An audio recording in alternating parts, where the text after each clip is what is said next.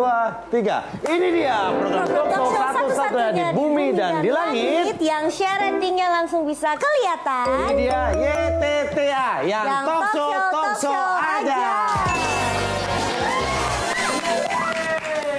Di sini semuanya gimmick. Nggak usah diomongin, ini mah beneran kalau Kan ini talkshow. kirain konsepnya biar penonton tuh lebih tahu aslinya artis-artis itu gimmick semua. Gitu ya. Iya. Yaudah, ini kita punya bintang tamu spesial yang kita dari beliau kita bisa dapat banyak pelajaran tentang hidup dan kehidupan. Dia sudah banyak pengalaman hidupnya. Suka senang semua sudah dilewati. Betul. Langsung kita berikan tepuk pramuka untuk Mami Nunung.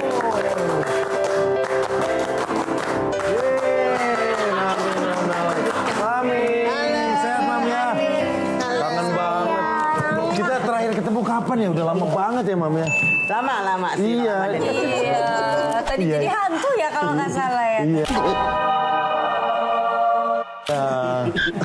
Nangis. Langsung nangis. Oh, ditanya nangis gimana sih? Enggak lah, ngapain nangis? Kita harus happy dong. Di sini pertanyaannya sih langsung aja kita di sini. Karena penonton kan lihat di sini langsung ada ratingnya, Mami. Mami keluar rating naik tuh. Ya ampun. Tuh kan. Ya ampun. Iya. Lanjut Mi nangis. Iya. Jadi sekarang nangisnya gitu. Cicilan sebulan berapa, Mam? Masih 15 juta. Ya ketawa turun. Kalau ketawa naik. Masih 15. Tapi aman kok. Udah aman ya. Aman. Kan bisnis sekarang restoran. Alhamdulillah. Restoran Mami Alhamdulillah. penuh terus loh. Alhamdulillah. Alhamdulillah. Kenapa lu yang nangis? Kan disuruh ikut nangis. Enggak lu kalau ke Cibodas baru lu ikut. Oh iya. Ya. Mam, jadi Mami tuh membangun bisnis baru yang sekarang tentang Mami itu bisnis bareng sama Mas Vicky Prasetyo. Sama Mas Nanang, apa ya, anak baik deh gitu. Oh, jadi Mas Vicky, Mas Nanang sama Mami. Iya. Itu restoran. Ayam panggang Mami Nungki. Turun. Kalau gitu, kok turun Mami nangis lagi Mi? Mami, apa sih titik terendah di hidup Mami? Titik terendah saya ya, memang saya nggak bisa apa-apa waktu itu. Pada saat saya didiagnosa kena sakit itu, saya benar-benar lagi nggak ada apa-apa. Bagus, naik terus, Mam.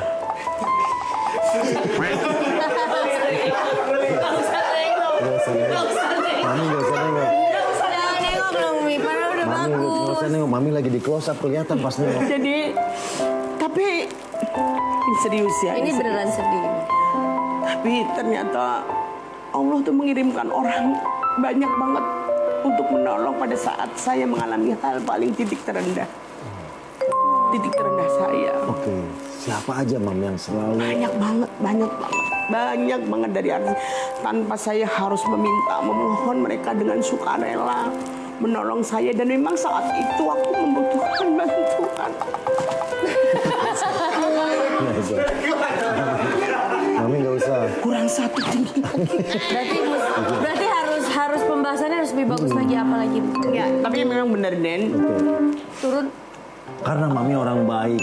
Ya. Jadi orang-orang yang bantuan juga datang sebegitu mudah. Orang semua ngomong memang mungkin karena Mami orang baik itu semua memang ngomong gitu karena memang aku nggak pernah jahat sama orang. Iya. Jahat sama orang dan hidupku itu dari kecil memang buat keluarga sampai detik ini. Berarti support system Gitu nomor satu Mami pasti keluarga. Keluarga saya. Saya tuh kadang-kadang rela nggak pegang duit, rela nggak makan ya istilahnya. Yang penting pokoknya keluarga saya sehat, makan dan bisa sekolah sampai selesai. Mami mau aku injok dulu kakinya biar nangis lagi nggak? Mulai turun Mami. Nangis. Badan saya lagi capek-capek. Saya tak tengkurap kalian gini. Jangan dong. Oh, jadi buat Mami itu keluarga segalanya. Keluarga saya segalanya. Nah, ada seseorang yang selalu ada kapanpun untuk Mami. Yang mendampingi Mami dalam kondisi apapun. Kita punya tayangan video. Kita lihat, ini dia.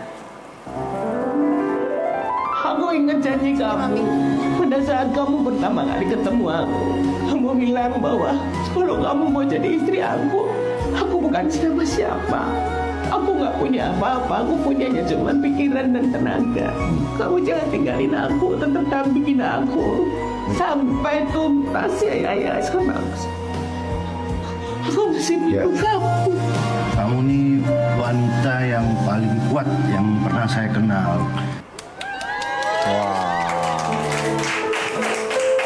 Jadi ini mah seperti nggak perlu disuruh acting, nangis beneran ini. sosok yang tadi itu adalah Mas Ian, suami. Saya kalau nggak ada Ian nggak tahu masih bisa bertahan nggak sampai di sini. Cuman kita kan nggak tahu, memang takdir kan Allah semua yang menentukan. Benar. Cuman memang penguat saya, support saya, dan yang dia mengembalikan kepercayaan diri saya lagi. Pokoknya semuanya itu Ian. Dia memang pernah janji pada saat ketemu saya waktu itu masih dipuja-puja orang ya. Dan dia kan memang bukan siapa-siapa. Kamu ingin menikah dengan aku ingat banget dia bilang, aku bukan siapa-siapa.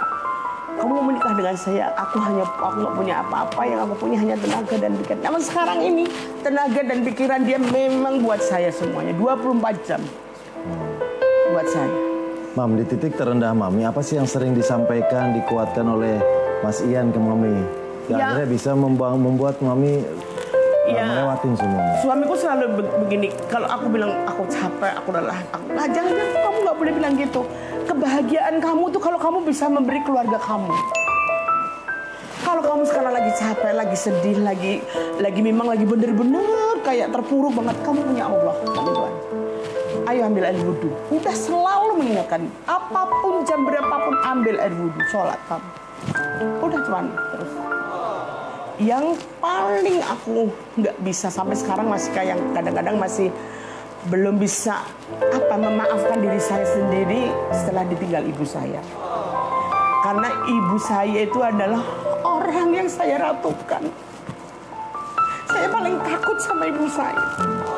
Karena hidup saya waktu itu kalau nggak ada ibu saya udah nggak mau jadi apa nggak ngerti. Waktu belum ketemu Ian ya. Tapi akhirnya aku bikin kecewa ibu saya. Udah bertahun-tahun menjaga jangan sampai aku buat kecewa ibu saya. Akhirnya aku bikin ibu saya kecewa. Pada saat aku kena kasus ibu saya sakit langsung nggak ada.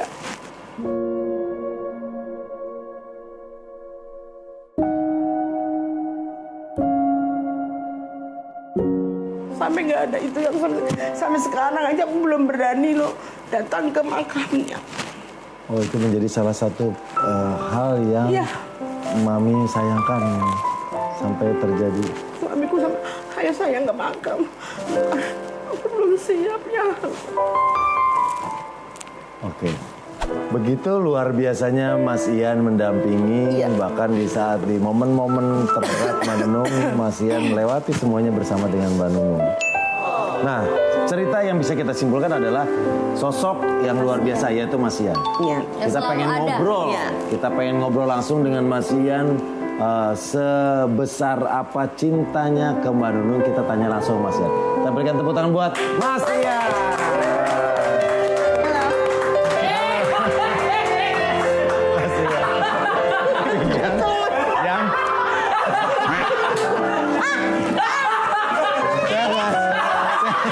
Sehat Mas. Silakan duduk Mas.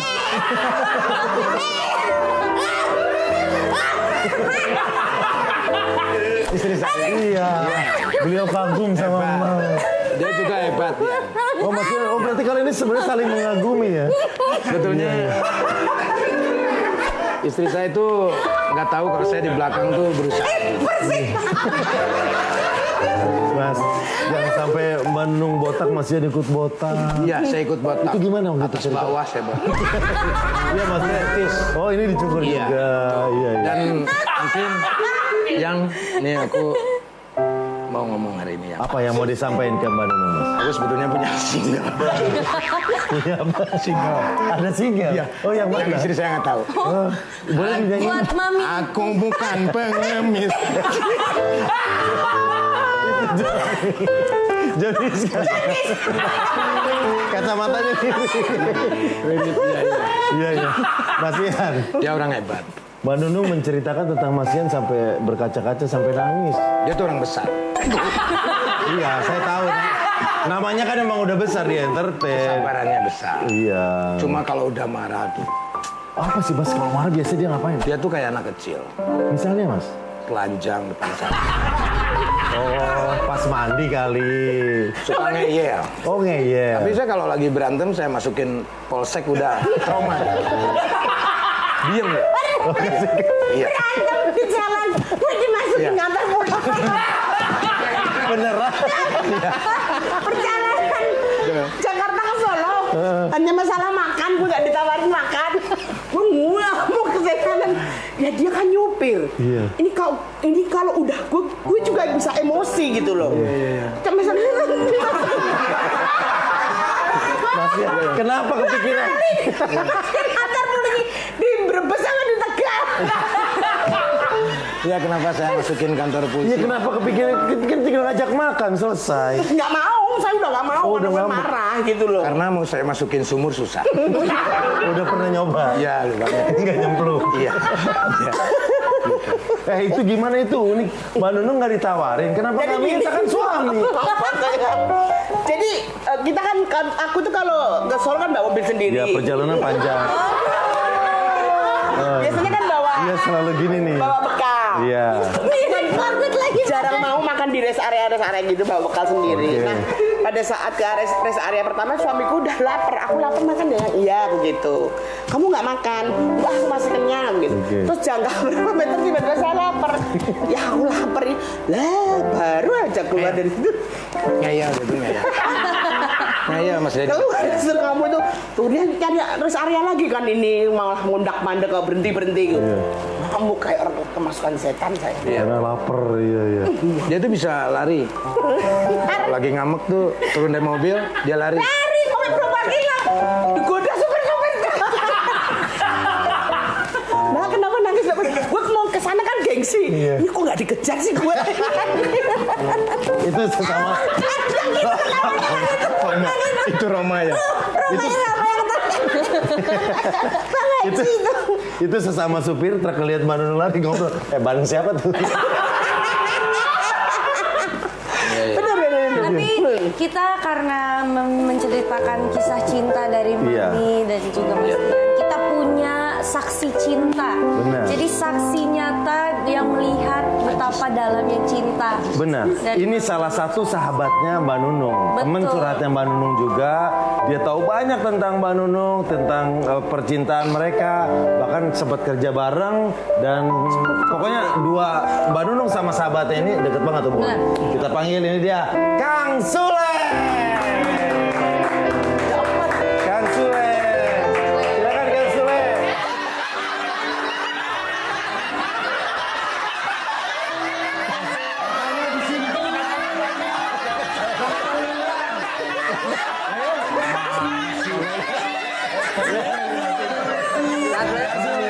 Sehat Kang. Aduh, Sule. Mami Nunung. Mas Ian. Kang Sule. Mas Ian. Iya. Ganteng Mas ya. Mami Nunung sama Kang Sule tuh emang teman lama deket banget ya. Hidup bagaimana ini hidup ini? Hidup bagaimana ini? Ketukar-tukar gini nih. Biasanya curhat tentang apa sih? Mami Nunung yang sering curhat ke Kang Sule, apa Kang Sule yang suka cerita-cerita ke Kang Sule? Sule sih. Ya saya lah. Oh, suka cerita. Karena kan dia orang tua. Oh, diminta masukan. Gimana Mami Nunung biasanya kalau ngasih masukan ke Kang Sule? Nah itu Mami Nunung yang Oh, apa Mam biasa yang diingetin ke Kang Sule? Ya, Kang Sule itu Kan lagi nggak sedih. pernah juga ke titik yang paling terendah. Jadi titik yang terendah itu bukan karena finansial ya. Iya, Ini kan karena semua mungkin Sule perjalanan hidup. perjalanan hidup. merasa bahwa kok kenapa ya salah gue itu apa gitu ya, ada masalah di pekerjaan gitu, sampai dia bilang, "Mi, kalau rumah ini aku jual, rumah yang di Tambun, terus aku pindah di pegunungan, aku mau hidup di sana dengan temen aja." Seneng ya? Iya, emang